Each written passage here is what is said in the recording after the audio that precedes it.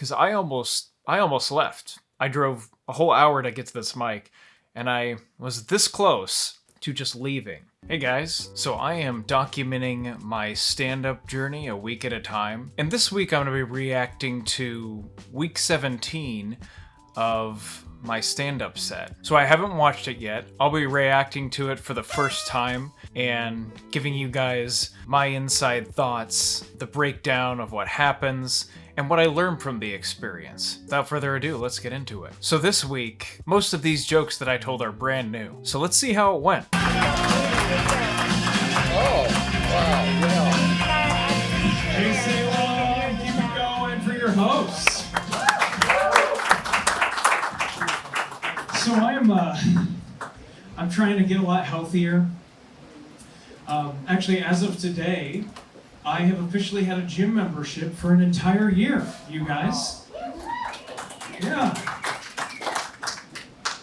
I haven't gone yet, but I'm a member. I actually thought that first joke was gonna get a better laugh, because it's a classic misdirect, right? That I've been a gym member for an entire year. And the key word there is member, right? Because since I'm a member, I can bait and switch you with, oh, I haven't even gone yet, but I've just been a member. So I think the comic before me bombed pretty hard, which means if you're coming on next, you do have to reset the energy in a room a bit. So that's a little bit of context for you. But overall, still, I wasn't expecting a huge laugh, but just for that to do a little bit better. I actually did just start going, and I've already made some gains. After a 1 month of pump and iron on those sweaty gym mats, I went from 165 to ringworm. I got ringworm. It's gross. If you see me do this, that's because when I first get up on stage, I am usually very nervous. This was a particularly tough moment because the room, it was like a 90-degree day or something, and I kid you not, I was so hot and so nervous about getting up that I thought I was gonna pass out. Sometimes that's the stuff sometimes you guys don't get to see. I actually had to leave the building in the middle of this mic because I just needed to get some fresh air. So I think I would have been okay if it was a little cooler, but I'm like just trying to compose myself. I've got the heat, I've got the anxiety of even just getting up there. So I actually had to talk myself into doing this because I almost left. I drove a whole hour to get to this mic, and I was this close to just leaving. So when I get up there, I remember feeling like I didn't have a lot of breath, and I'm actually feeling it right now as I'm talking about it. My throat swells up, and I have a hard time just talking, which I hide it pretty good, but you can see some of these body language moments coming out. That's because I'm anxious, and I thought I was gonna pass out. Thank God I didn't. Let's keep going. I went from 165 to ringworm. I got ringworm. It's gross. Big old lump on my leg, which made me realize, that's why adults have all those bottles in the shower, right? Like 50 different bottles. Like at first I just thought, oh wow, they're great, they're health nuts. Now I just realized they're infected. One of my friends fell through this. He was like, dude, he looks in my shower and he's like, dude, I didn't know you had tea tree oil. I was like, yeah, I have an athlete's foot. Psoriasis and ringworm. I'm not a fan. I just don't want to be the mushroom man, okay? So here I have a bit about making gains at the gym. And that word gains is again important there because I bait and switch and say, yeah, I got ringworm. So I say from 165, I went from 165 to ringworm. And that was actually a good laugh. You can hear the audience laugh there. And then I transition into this idea, just this observational idea about thinking that all these people were health nuts, when in reality, they're just infected. I got a good laugh from that too. My tags didn't work so great here, so I think I need to rewrite those. I just don't think they were funny enough. They didn't really add anything. But I'm also catching that I misspoke here. What I should have said was that my friend told me, hey, I didn't know you were a fan of tea tree oil. Instead, I just said he noticed that I had it. So that doesn't set up a good response back for me that, oh, hey, I'm not a fan, I'm just infected. going into my line about not being the mushroom man. Yeah, that was a stupid line. I need to cut that or change it. But this is just peeling behind the curtain for you guys, how important even one word can be. I still don't think it would have worked great, but I think it would have done better than it did had I got that right. And honestly, a lot of this is me just being nervous and kind of going off of script with how I practice it, because in the moment, it's hard to remember every word, how you said it. Actually, my naturopath told me that I was breaking out because my immune system was failing. And you know what he told me? He said I needed to cut out carbs, sugar, and alcohol, aka happiness. So he says, yeah, you gotta cut that out. And it was a really difficult change. It was a really difficult decision, but I decided to not see that naturopath anymore. So I think that should be a bigger laugh. The surprise here is that rather than cut that out, I cut the naturopath out. Classic misdirect. You think I'm gonna go one way with my wording, I go the other. The phrasing of this joke was a little bit difficult for me. I think I just need to sit down and tweak it. But I think that wasn't a bigger laugh because I need to set up my phrasing to support that misdirect better. do you guys have friends who blame everything on vitamin deficiencies? I had one back over a plant in my driveway, and he goes, dude, sorry about the plant. I'm low on potassium. No, you're reckless and have a room temperature IQ. Okay? Let's not blame this on an absence of bananas, okay? Like how far does that go? How much can you use that for an excuse? Has anyone ever got out of a speeding ticket before? Sorry, officer, didn't take magnesium today. Oh. Goodbye to that ticket. Have a nice day, sir. A lot of my jokes are hitting, even if they're not hitting as hard as I expected, and this line got a great laugh. You know, the idea that someone got out of a speeding ticket because they were vitamin deficient. You know, just a stupid idea. And then I painted an image where the officer's ripping up the ticket. So that joke actually went really well. But it is weird. I've gotten a lot healthier than I was in college. I actually party the same way I did in college. I just do it with health products now. You know, like in college, I would chase down shots of vodka with Sierra Mist. Now I chase down shots of trace minerals with elderberry. That's not even really funny, it's just true. I'm pretty sure I'm trying to just grow back the brain cells I killed in college, you know? And someone's like, yeah, I know what elderberry is too. So the energy is good. You know, the crowd's clearly listening to me, even though this joke didn't do that well. And something I'm starting to do better at is just cutting jokes that I'm not really proud of. Like this one, I kind of like the idea here that now I'm partying with health products. But even I knew going up on stage that this wasn't a strong joke. And there you go. Look at that. The audience didn't really laugh. They laughed when I, maybe a little bit at the tag, and then they laughed when I acknowledged that someone in the audience was like, "Oh, yeah." They were laughing at my jokes there. So the cool thing is you can kind of play off of how the audience responds to your set and get some laughs from that. So even though this joke didn't work, you can probably see I'm feeling a little more comfortable now. I'm relaxing in my body language, and because I've gotten some laughs, that's put me at ease. So I'm more in the zone and I can roll with the punches, or lack of punches, like with that joke. But we'll cut that one from the stand-up special. Yeah, but there's other ways that aging is really scaring me. You guys get this? Like, I have anxiety, and I have ever since I've been 4 years old. I still pick my lips very anxiously.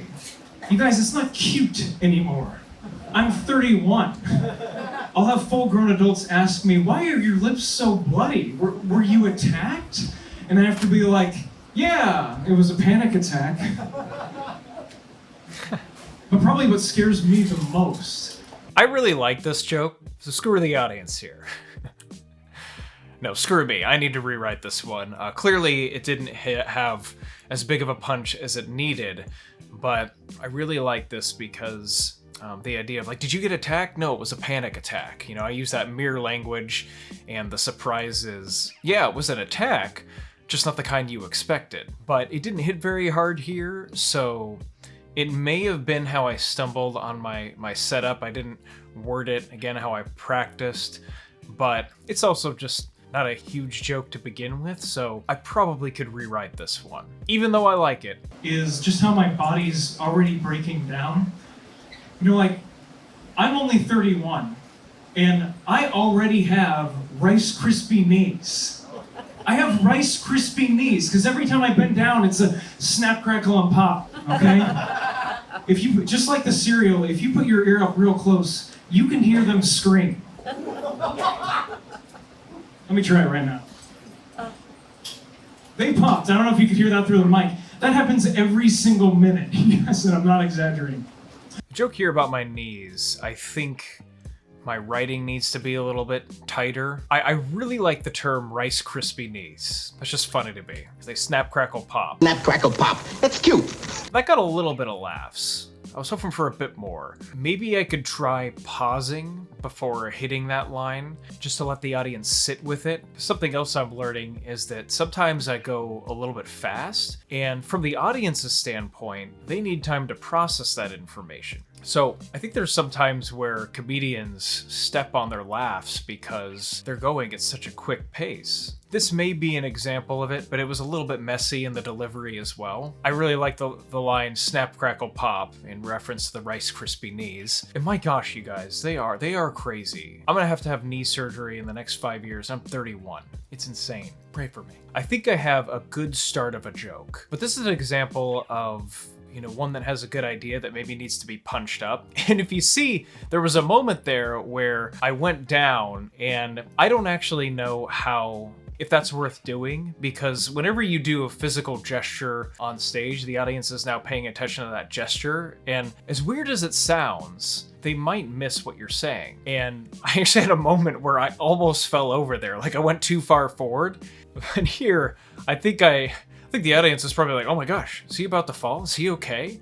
And so that probably took them out of the moment a little bit. I think I'm gonna cut this bit where I try to pop my knees into the mic. I don't actually know if it can amplify that super well. Focus more on the wording before I try to go into these act outs. Now that I'm thinking of it, I think I heard a crack in that mic. My knee did pop when I did that. It did pop. Let's go back. Let me see if I can find it. Oh, I actually think you could hear that. My leg! Yeah, so you can actually hear my knee pop through the microphone, but it didn't really get a laugh, and I feel like maybe it's just too subtle. I'm not sure here. Hey, one guy really liked that joke. You can hear his laugh. All right, let's keep going. Like, at this rate, in 10 years, I'm gonna be that weirdo who wears pants at the beach, not because I want to, I just don't want to show off the bionic thighs, you know? But I've already accepted it. I've already accepted that this is the way things are going.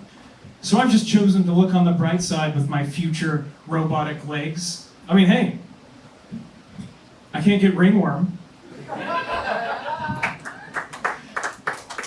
Yeah, I wasn't done yet. Hello again, carbs, sugar, and alcohol. Thank you guys. Have a good night. All right, so the end of the set went okay. My bit about the bionic thighs didn't get a laugh, but it was a good setup for the ringworm callback. That got a laugh. And then me kind of making fun of the audience for clapping before I start to get off got another laugh. So it actually ended okay here. Not a huge laugh, but it got a laugh, and that's what matters. That means that, hey, you're on the right track. That's probably worth keeping and punching up, making it stronger. So I really wanted to get out the line here. Hello again, carbs, sugar, and alcohol. Honestly, that kind of went against what I said earlier. So one thing you got to pay attention to in stand-up is believability and not contradicting yourself. So earlier I said I cut out my naturopath, but now I'm saying hello again, carbs, sugar, and alcohol. So there might be kind of a contradiction there, and that's why the audience didn't really pop off at that line.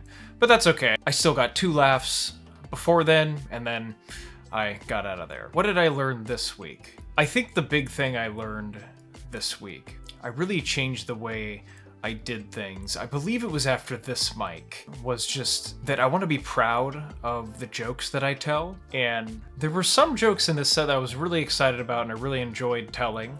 And then there were some that I really wasn't. And I'm starting to cut the jokes that I'm not proud of. And I'm starting to tighten it down to a more compact set that I am proud of, where I actually am excited to go tell the joke. And I think that's a big takeaway. You know, if you're pursuing comedy, if you're pursuing another dream, do you feel proud of your work? Because sometimes I just tell jokes because it fills the space. You know, I have 5 minutes, so I might as well go tell this joke here. The funny thing is, I find a correlation between the jokes that I'm proud of and how good they are. Usually if I'm proud of them, they're gonna be good. They're gonna get a laugh on stage. Usually if I'm like, I don't know about this one, or I don't really actually care about this one, I'm just kind of putting it there and we'll see what happens. Those jokes usually don't work. So whatever you're pursuing, try to dig deeper. Spend the time that you need to get that, yes, I love that. And that's what I'm gonna start doing with my stand-up. So that was my big takeaway from this week. Overall, the set went okay. You know, actually not terrible for a first round of jokes. Like I said, most of these jokes were brand new. So if you're even getting some laughter, that's a good sign. Because they say like only 10% of your jokes are gonna work. So that, combined with the fact that I was just terribly nervous getting on stage, and that the energy in the room was definitely going down because it was the end of the night, means that this actually wasn't bad. This is a good start. Definitely needs work, but it was a good start. So that's it for week 17 in my journey to become a stand-up comedian in just 1 year. Hey, if you're new here, I'm documenting every week of my stand-up journey. I'm just starting out. So if you love comedy, you are pursuing a dream, or you just want to see me bomb, you sick freak, please like, comment, and subscribe. Toodles!